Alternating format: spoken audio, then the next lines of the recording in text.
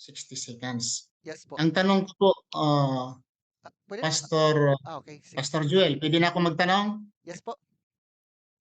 Wait. Nagbasa po ikaw sa Isaiah at sinabi po ito referring to Jesus Christ. May mabasa po ba sa Isaiah name Jesus Christ in Isaiah? Litra por litra, Jesus Christ in Isaiah? Actually po, there's no need po kumbaga yung tinatawag po na letra por letra. Although, technically, wala po tayong mababasa doon. But in a concept, kung titingnan po natin talaga, especially sa fulfillment doon for gospel accounts, lalo po nagko-quote po let's say for example, Matthew and others na it sounds like it pertaining to Christ. But anyway, yun na po yung sagot ko. Thank you po. Ang lahat pong nabanggit ay yung about prophecy. Future, meaning talking about the future. Ang prophecy ba or talking about future, nangyari po ba ito 100% or mayroong hindi nangyayari? Concerning po sa prophecy, if we go to the Bible po kasi, hindi lamang po ito about lamang sa parang mangyayari in the future. When it comes on the term prophecy, it was talking about the declaration or message. Sabagay, masasabi po natin na when it comes on prophecy, talaga po itong mangyayari. Lalo po kung ito po ay mapapatunayan that it is God who spoke to them as well. So, yun naman po yung sagot ko po dyan. Okay. Pangatlong tanong. Pangatlong tanong. Sabi mo ay nangyayari, ang prophecy ay nangyayari. Ang future. Si Jesus Christ, sa Matthew 16:28, sabi niya tungkol sa pagbabalik niya dito. Sabi niya dito, I will quote, "Truly I tell you, some who are standing here will not taste death before they will see the Son of Man coming in His kingdom." Ang tanong, sabi mo kasi nangyayari at nangamatay na itong mga tao, sabi ni Jesucristo, will not taste death. Ito ba'y nangyayari na o wala pa? Actually po, kung titingnan po natin yung context from Matthew 16 talaga, especially kung tingnan natin practically, tingnan po natin yung Matthew chapter 17.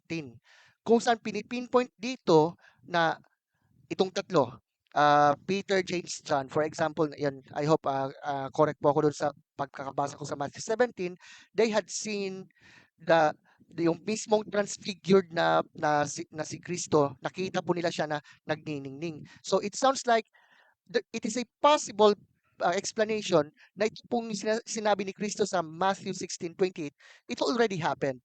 Kumbaga parang foreshadow ito, so to speak, in the time that Jesus will come again anytime soon. Yun na po. Okay. Yun ang pangatlong tanong, pangapat na tanong. Maniwala ka ba na ang tao pag namatay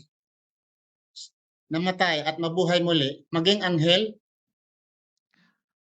If we go to the Bible kasi po, first and foremost, imposible po yung sinasabi na ang isang tao pagka namatay, magiging anghel. Malabo po yan. Ngayon po, kung ipipinpoint natin yung 1 Corinthians chapter 15, for example, hindi po yun ang focus ng naturang passage.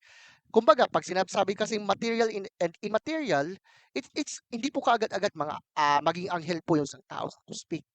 But when it comes on the fact that Jesus really died, for example na lang, yung sinasabi na yung kanyang source of life, kumbaga, ay andun pa rin. Pero hindi po siya naging anghel, kumbaga. Anyway, thank you po. Okay.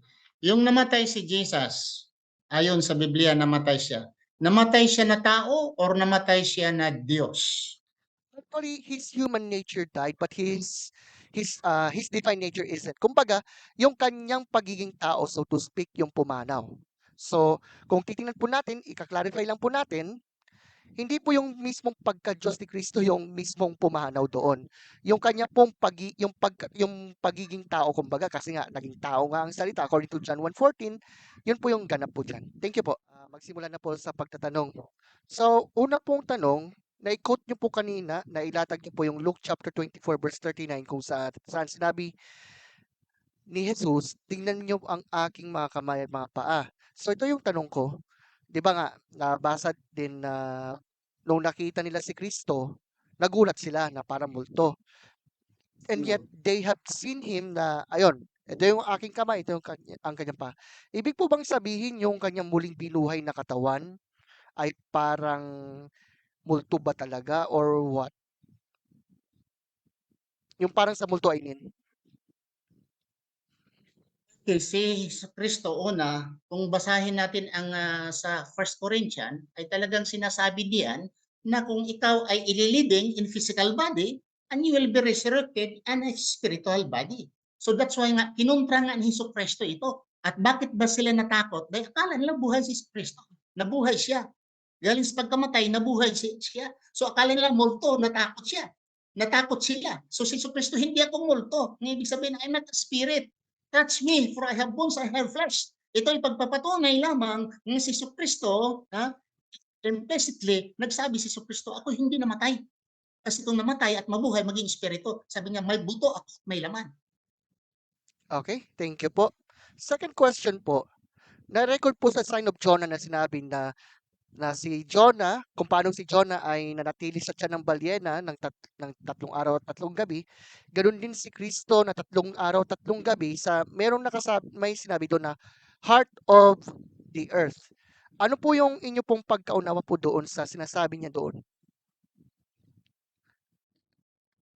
So ang sinasabi doon, the heart of the earth. No, Yes po. meaning dito sa mundo. We are now in the heart of the earth. We are in the heart of, meaning sa mundo. Dito tayo sa mundo. Okay? So, ang ibig sabihin na hindi siya namatay, kagaya ng kay Jonah na hindi siya namatay, pero dito siya sa mundo, heart of the earth. Hindi naman sinasabi nga bottom of the earth. Okay, so salamat po.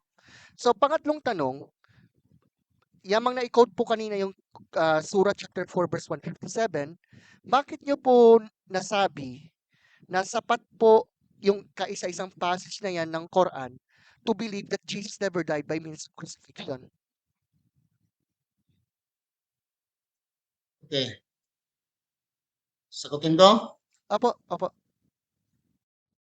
Dahil sa aming mga Muslim, ang Quran walang kontradiksyon. Pag sinabi ng Allah ay hindi namatay at hindi siya napako, enough na sa amin. Dahil kaming mga Muslim, pag sinasabi ng Allah, ay wala na kaming rason na maghanap pa ng other way around. Pag sinasabi ng Allah, hindi siya namatay, hindi napako, so enough na sa amin. Pero since ito ay debate, that's why may refutation, ang ang pinagagamit ko laban sa ating debate ay mula sa Biblia. Hindi ko ginamit yung Quran. Kaya ang Quran very clear na si Kristo hindi namatay, hindi siya napako. Okay, thank you po. Next po, nabanggit po yung Surah 4157, pero naalala ko po kasi last time nang mayroon ako nabasa sa Surah chapter 19 verse 33 na sinabi ni Jesus supposedly, peace on the day that I was born, the day that I will die, and the day that I will rise. So, parang ang ano po doon, ang tanong ko po ay ito, if ever na totoo po yung naturang passage na yun sa Surah chapter 19 verse 33, then paano po ito mare-reconcile sa Surah chapter 4 verse 157? Kumbaga, paano po Thank you po sa masabing, iyong hello po? Narinig po ako? narinig, clear. Ay, okay, Clear. okay. So, paano po ninyo po mare-reconcile po yun? If ever, for example, na mayroon pong magtanong po ng gano'n po sa inyo. Got it. Okay? Sabi dito, the day that I will die, the day that I was born, and the day that I will die. Future ho, kasi naniniwala po kami ng mga Muslim, babalik si Jesus Christ. And the day that I will die, in future po yon, hindi po yung past tense. Kung past yun, and the day that I died, ay talagang nag-contradiction ng Quran. Kung sinabi niya na the day that I died, the day that I die, or I will die, future po doon. Ang ibig sabihin, hindi pa nangyayari na namatay siya. Pero mamatay ho siya sa second coming niya, mag-asawa siya, at ninirahan siya dito about 40 years dito sa mundo, si Jesus Christ ay mamatay siya. Pero sa Quran, future po ang kanyang kamatayan. Okay, so thank you po. And pangilang tanong Maaari po ba kayo magpresenta letra por letra sa Biblia na sinabi ni Kristo sa kanyang word, kumbaga, na hindi siya mamamatay? Kung meron po, what passage po yun from the Bible? Ang sa Biblia ho, mabasa natin sa Hebrews, hindi kundi Diyos ang nagsasabi dahil ang Biblia daw sabi doon nila Diyos daw ang nagsasabi eh. So sa Hebrews chapter 5 verse 7, sinasabi doon na si Jesus Christ ay dininig ang kanyang pagdarasal. Hindi siya namatay. God answered his prayer and able him to save him from death. Ayon sa Biblia, Hebrews chapter 5 verse 7, according to God.